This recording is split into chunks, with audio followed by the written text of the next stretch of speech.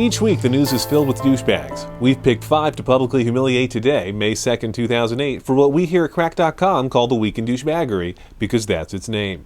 Douchebag number 5, Cher. First of all, for not having a goddamn last name. In fact, we're going to call her Cher Huntsberger for the rest of the day. The aging Miss Huntsberger recently spoke publicly about a fling she had with Tom Cruise back in the mid-80s. Cher went on to say how she was just totally crazy about Cruise and that there was just something a bit different about him. She went on to say it was his constant craving for sex with other men. But we all know what happened to the last man Cher was crazy about, so we've bought Cruise a pair of skis. Douchebag number 4 is telegenic magician David Blaine. The star has set a new record for holding his breath underwater on Oprah this week.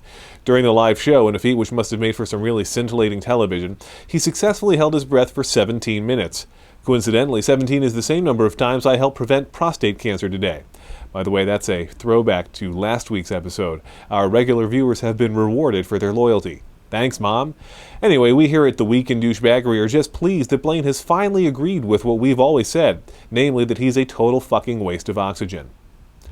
Douchebag number 3 is the American Lung Association. Their annual State of the Air report once again ranked Los Angeles as the city with the worst air pollution. A spokesman from Los Angeles said, quote,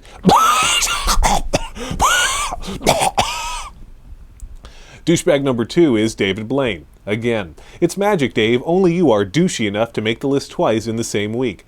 When Oprah asked Dave what he had been thinking about after his 17 excruciatingly long minutes underwater, Blaine replied, you. First of all, that's just a douchebaggish thing to say. Second, it is pure douche behavior to imply that Miss Winfrey is in any way breathtaking. Congratulations, David Blaine. You're doubly douche-tastic.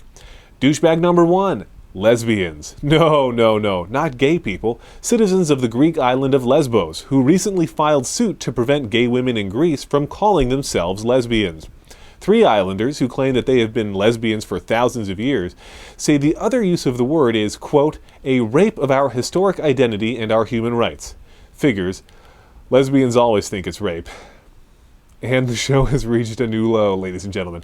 The case will come before the Athens court on June 10th in what is likely to be hailed as the least exciting way you can have a room full of lesbians in Greece. That's it for this week's edition of The Week in Douchebaggery. And before you ask, yes, if I weren't this handsome, I'd probably make the list too.